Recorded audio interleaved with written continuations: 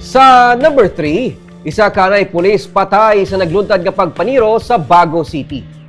Patay ang anay pulis nga si Rinaldo Bernil matapos nga ginpaulanan tiro sa wala pa makilala nga mga persona sa Taytay sakop sang Purok Michel sa Barangay Dulao sa Bago City kay inasang aga. Si Bernil ang sa karon nagatrabaho bilang head guard sa Manukan sa Bago.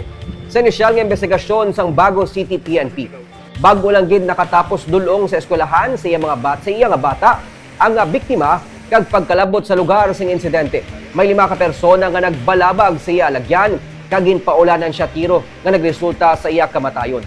Nakuha sa lugar sing insidente ang 16 ka mga baseyo sang 5.56 mm, 9 ka mga baseyo sang 9mm pistol kag isa ka live ammunition sang 9mm.